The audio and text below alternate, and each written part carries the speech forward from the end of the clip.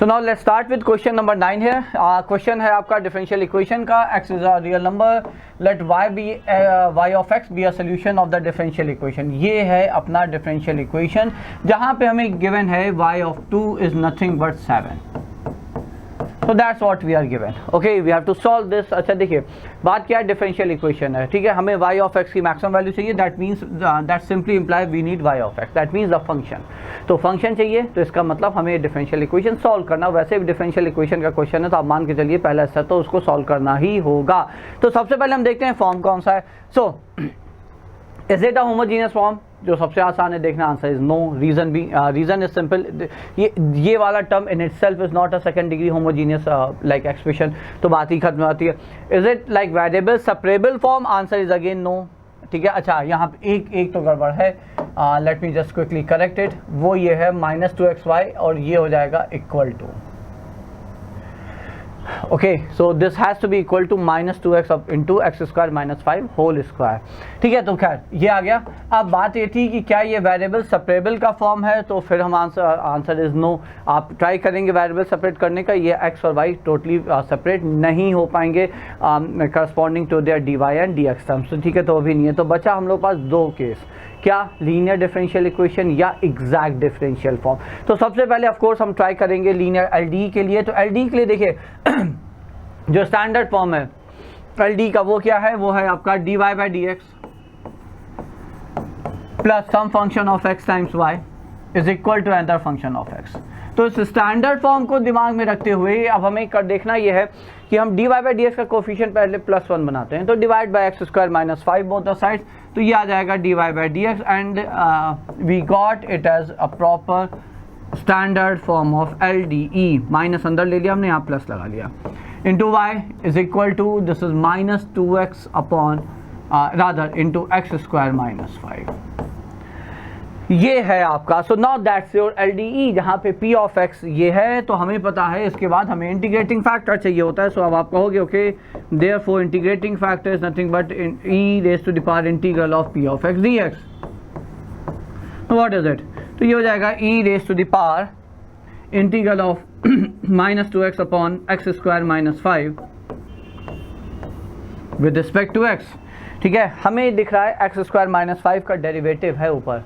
ठीक है, तो we can write it as dt by t और integral of dt by t is actually ln t. यहाँ पे ये माइनस साइन है तो ln 1 अपॉन टी हो जाएगा. तो ये हो जाएगा आपका. So this is nothing but integrating factor आपका यहाँ पे आ जाता है. So therefore integrating factor is e raise to the power ln of 1 upon mod of x square -5. हमें पता है 1 अपॉन टी का integral is ln of mod T. ठीक है, and we are not sure about the sign of x square -5, so we need to put mod there. हम mod वहाँ लगाएंगे ही लगाएंगे.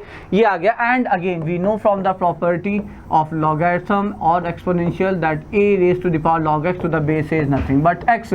तो यहाँ से आपका इंटीग्रेटिंग फैक्टर आ जाता है. So therefore integrating factor is like 1 upon mod of x square -5.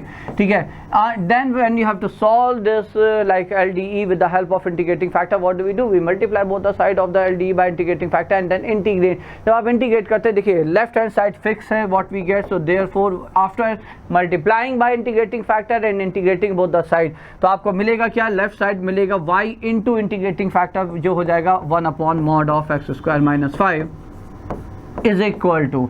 अब राइट साइड में आप इसे डिवाइड करेंगे और इंटीग्रेट करेंगे तो ये हो जाएगा -2x into X square -5 over mod of x square -5 dx. ये आ जाएगा. ठीक है, अब यहाँ पे देखिए है क्या, दो केस कंसीडर करने पड़ेंगे. केस कौन से है? केस हो जाएगा इधर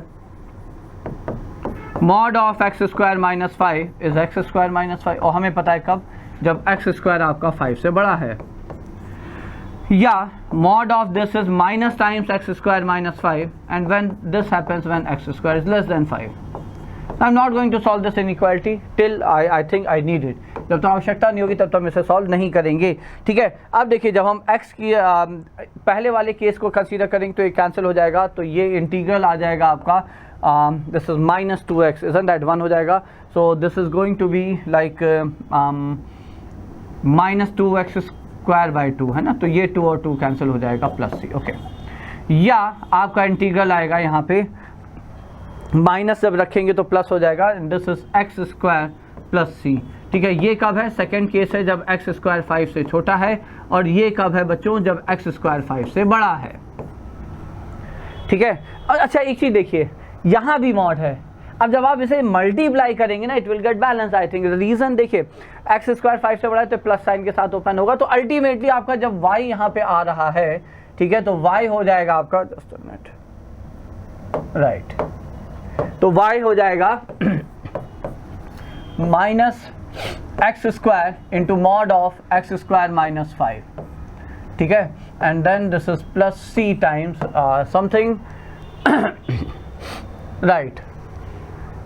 ठीक है, राइट, ये आ जाएगा. ठीक है, या यहाँ पे आएगा x square into mod of X square minus 5. ठीक है, प्लस सी. और ये है जब एक्स स्क्वायर 5 से बड़ा है, और ये है जब एक्स स्क्वायर 5 से छोटा है. ठीक है, इन एनी केस जब आप लिखोगे तो y आ जाएगा. देखिए ये माइनस साइन के साथ ओपन होगा, इंटू एक्स स्क्वायर माइनस 5. ये माइनस साइन के साथ होगा, तो इसका मतलब आपका जो एक्सप्रेशन है वो सिंपल यही आने वाला है, minus X square into X square minus 5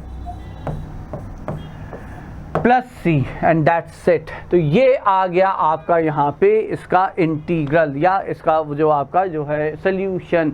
so here you got the solution बच्चों. ठीक है, तो ये सोल्यूशन आ गया. अच्छा, उसके साथ साथ हम पहले सी की वैल्यू निकाल लेते हैं. सी की, अच्छा ओके, आई एम सॉरी, ये मॉड भी उधर जाके मल्टीप्लाई होगा, और सी की वैल्यू के लिए 2, जब x 2 है तो y को हमें 7 रखना है. For x is equal to 2, y is 7 here.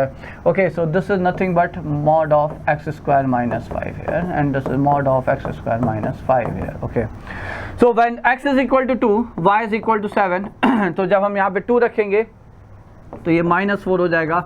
2 रखेंगे तो ये हो जाएगा आपका 4 minus 1 is plus 1 है ना. तो ये आ जाएगा, and then this is plus c into 1.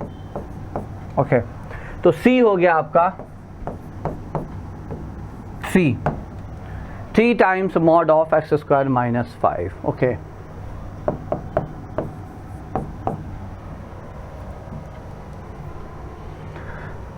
Mod अभी भी है साथ में है ना. चलिए खैर, maximum value of the function y of x है ये में, तो मॉड यहाँ पे साथ में चल रहा है. तो देयरफॉर y जो आया आपका, वो आया minus X square into X square minus 5 plus 3 times mod of X square minus 5. ये आ जाएगा.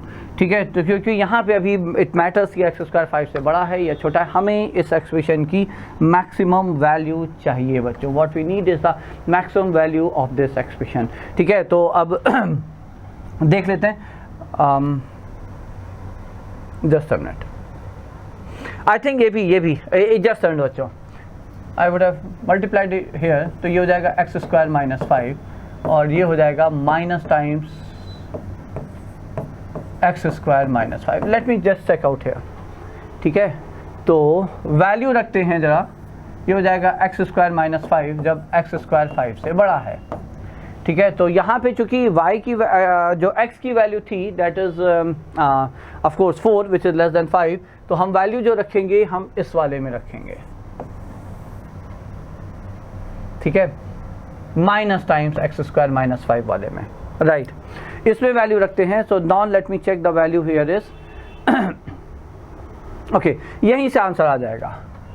जब यहाँ पे वैल्यू रखेंगे तो ये माइनस ओके, तो ये तो खैर प्लस 1 ही होने वाला है. तो ये हो जाएगा आपका एक्स स्क्वायर 1 प्लस 1 हो जाएगा. तो c इज़ 3 हेयर, और हम यहाँ पे इसकी वैल्यू रख देंगे. तो आपका फंक्शन हो जाएगा, you will get it independent of mod here है ना. तो ये मॉड से आप मुक्ति पा जाएंगे, otherwise it's going to be a bit lengthy. तो c आया यहाँ पे 3, तो ये हो जाएगा minus 3 times X square minus 5. X square minus 5 हमने कॉमन ले लिया. ठीक है, तो y हो गया आपका X square minus 5 into minus X square plus 3. तो 5 minus X square into X square plus 3. ये आ गया y आपका. ठीक है, so now we will continue with this. y is x square plus 3. बस अब आप मैक्सिमम मिनिमम वैल्यू उसको डिफरेंशिएट करके निकाल लेंगे बच्चों. है ना। नाउ जस्ट डिफरेंशिएट करेंगे, इक्वल टू 0 करेंगे, I think you will get the value. कर लीजिएगा, कर ही लेंगे आप लोग। शैल आई डू इट? थोड़ा सा चलिए देखते हैं, बस कैलकुलेशन ही तो बाकी है इसमें। या x 0 है, x कॉमन ले लिया हमने, 2x ज़्यादा कॉमन हो जाएगा, ठीक है। तो ये हो जाएगा 5 minus X square minus 3 equal to 0। तो ईदर x इज 0 और x square is equal to plus minus 1। ये 3 पॉइंट आ गए, ठीक है। अब देखिए बात सीधी सी है, मैक्सिमम वैल्यू चाहिए हमें यहाँ पे, है ना। तो ये पक्का है कि आपका इन्हीं 3 में से कहीं पे आपको मैक्सिमम वैल्यू मिलने वाली है। तो मान लीजिए एक्स को 0 रख दिया तो ये हो जाएगा 15, एक्स को 1 रख देंगे तो ये हो जाएगा 4 एंड देन 16, माइनस 1 रख देंगे तो भी ये हो जाएगा 4 एंड 16, ठीक है। तो I think 16 is the maximum value of y of x। ये हो गया आपका यहाँ पे क्वेश्चन का आंसर। सो दैट्स इट बच्चों, ठीक है। तो ये हो गया आपका क्वेश्चन नंबर 9 बच्चों।